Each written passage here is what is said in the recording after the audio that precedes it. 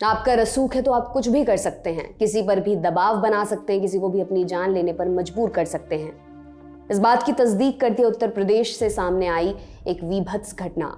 करीब एक हफ्ते पहले खबर आई थी कि उत्तर प्रदेश के हमीरपुर जिले की रहने वाली 2 नाबालिग चचेरी बहनों ने कथित गैंग रेप के बाद अपनी जान दे दी। ईंट भट्टे के ठेकेदार और उसके साथियों पर आरोप लगा कि उन्होंने दोनों बहनों का रेप किया था। अब घटना के एक हफ्ते बाद पीड़ित पिता ने भी अपनी जान दे दी है। ईंट भट्टे के ठेकेदार पर आरोप है कि उसकी तरफ से लगातार परिवार को समझौता करने की धमकी दी जा रही थी। रिपोर्ट्स के मुताबिक सिसोलर थाना क्षेत्र के एक गांव का एक परिवार कानपुर के घाटमपुर में ईंट भट्टों में मजदूरी करता था। जिस ईंट भट्टे में परिवार काम करता था, उसके ठेकेदार और साथियों पर आरोप है कि उन्होंने दोनों बहनों को शराब पिलाकर भट्टे पर उनका गैंग रेप किया। इस केस में पुलिस ने ठेकेदार रामस्वरूप और दोनों साथियों रज्जू और संजू को गिरफ्तार भी कर लिया था। अब बताया जा रहा है कि भट्टा ठेकेदार की तरफ से पीड़ित परिवार को मामले में समझौते की धमकी दी जा रही थी। साथ ही ये भी कि आरोपी इलाके में अच्छा खासा प्रभाव रखते हैं, वो लगातार परिवार पर समझौते का दबाव बना रहे थे। रिपोर्ट्स के मुताबिक इसी से तंग आकर पिता ने अपनी जान दे दी। मीडिया से बात करते हुए हमीरपुर की एसपी दीक्षा शर्मा ने इस बात की पुष्टि की है। साथ ही ये भी कहा कि पिता के इस कदम के पीछे की वजह अभी पूरी तरह साफ नहीं है। उन्होंने कहा, परिवार के सदस्यों से शिकायत मिलने के बाद मामले में कानून के मुताबिक कार्रवाई की जाएगी। इधर पुलिस का कहना है कि पीड़ित परिवार ने दबाव बनाए जाने के संबंध में कोई शिकायत नहीं की।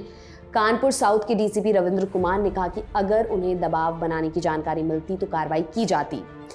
पुलिस पर भी आरोप लग रहे हैं लापरवाही बरतने के। रिपोर्ट्स के मुताबिक घटना के बाद परिवार कानपुर से हमीरपुर चला गया था। ऐसे में पुलिस से पूछा जा रहा है कि अगर परिवार लौटा नहीं तो कार्रवाई के संबंध में पुलिस ने उनसे संपर्क क्यों नहीं किया।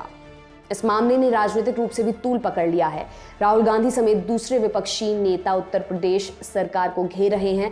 राहुल गांधी ने कहा कि डबल इंजन सरकार में न्याय मांगना गुनाह है। उन्होंने लिखा, नरेंद्र मोदी की डबल इंजन सरकार में डबल अन्याय हो रहा है। 2 बहनों ने अपने साथ हुए दुष्कर्म के बाद फांसी लगा ली।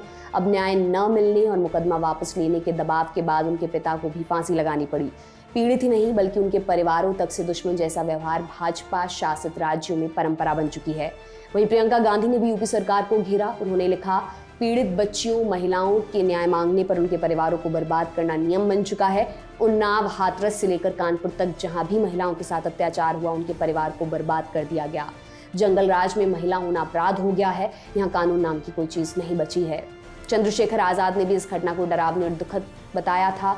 चंद्रशेखर ने कहा था कि यूपी सरकार की पुलिस का इकबाल शून्य है, इसलिए अपराधियों और अराजक तत्वों का हौसला शिखर पर है। यूपी की कानून व्यवस्था से गुंडों के जहन में बिल्कुल भी डर नहीं है। आपको पूरी घटना भी बताते हैं। इंडिया टुडे के रंजन सिंह की रिपोर्ट के मुताबिक घाटमपुर थाने से 20 किलोमीटर दूर एक गांव में राजा सिद्दीकी नाम के शख्स का ईंटों का भट्टा है। इसी पर हमीरपुर के रहने वाले कुछ परिवार काम करते थे। इन्हीं परिवार की जब 2 नाबालिग लड़कियां गायब हुई तो तलाश शुरू की गई। रात को परिवार के लोग बच्चियों की तलाश करते हुए खेतों पर पहुंचे और वहां जो दृश्य उन्हें दिखा उसे देख उनके ऊपर दुखों का पहाड़ टूट गया। परिवार ने देखा कि उनकी 2 बेटियों ने हमेशा के लिए जिंदगी को अलविदा कर दिया। परिवार ने आरोप लगाया कि लड़कियों के पिता ईंट भट्टे पर जिस ठेकेदार के यहाँ काम करते थे उसने ही उनकी बेटियों का गैंग रेप किया, जिसके बाद जब्त होकर बच्चियों ने अपनी जान दे दी। ये तमाम जानकारी आपके लिए इकट्ठा करने में मेरी मदद की है मेरे साथी हरीश ने। आप देखते रहिए दी लंदन टॉप। शुक्रिया।